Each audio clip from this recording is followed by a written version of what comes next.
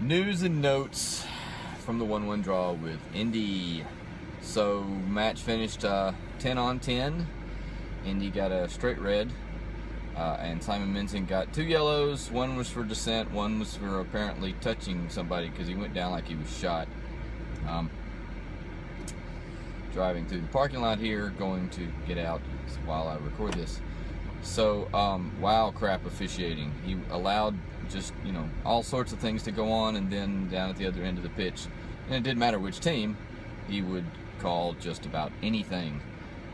So, totally, completely inconsistent in blowing the whistle.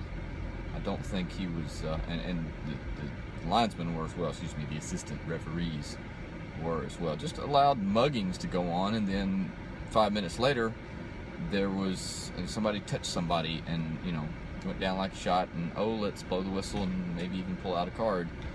Really inconsistent. Nisht was injured at some point, not sure what happened to his arm. I saw him slide later in the match and motioned to the medical staff to come on, but he ended up playing the entire match, so not really sure what that was all about. Mensing did have a little knock there on his ankle early in the first half, and looked pretty bad there for a few minutes, but then played the rest of the match until he got sent off. So, hopefully that means he don't have a week or so to rest. So we're going to play our first match next week without our captain. Paul Black was subbed off again, but oddly enough, he wasn't subbed off for a defender. He was subbed off for Shaka Bangura, who for a while was our leading scorer. So indication that Gary Smith was certainly willing to go for it. Glad to see that. Really glad to see that. Why is the car coming into the stadium? Dude, game's over. Why are you here? So all good stuff. I'll take a point. I think the playoffs might be a little out of reach. We're going to take a lot of help. We're going to can't drop too many more points. I was looking at the combined table. It's not completely updated because all the results aren't in, but only about 4 or 5 points separated 5th from 10th. And of course, 5th from 10th, none of those spots make the playoff. So some work to do for us. So hopefully we can get that done. So a few thoughts about the crowd. Once again, maybe a little disappointing. I don't know. Maybe my expectations were a little too high. I would guess around 3,000 in a 5,000 seat stadium. Can't wait to see the match report and see what the tickets distributed number is. They don't report tickets sold. They don't report butts and seats. They report tickets distributed. So if they gave away tickets, they count in the attendance total whether they show up or not. Usual crowd, pretty good mix of people. It's in a part of town where there's a lot of ethnic diversity.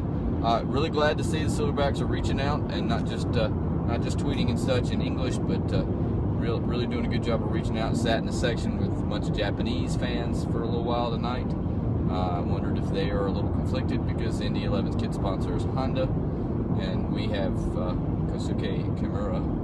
Seeing some Silverbacks kits, not a whole lot, but some. And then after the match, they were doing a brisk sale there at the souvenir booth tables there right by the entrance. They were selling shirts and jerseys and hats and balls and all sorts of stuff. So hopefully we'll start to see some of that stuff pop up around town.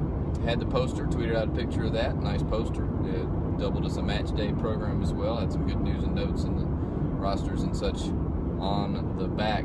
I'd be real interested to hear from everybody else involved in midfield press that attend their team's matches. Do you see other European club jerseys?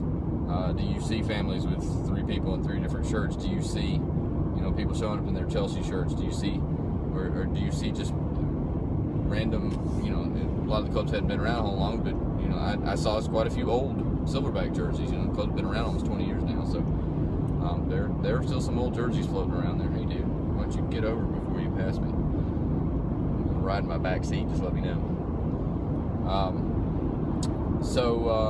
On the way home now, out on the interstate, lightning all around. So maybe we'll actually get some rain. They've been promising us all day. Glad to see it held off for the match, so I didn't want to sit in the rain.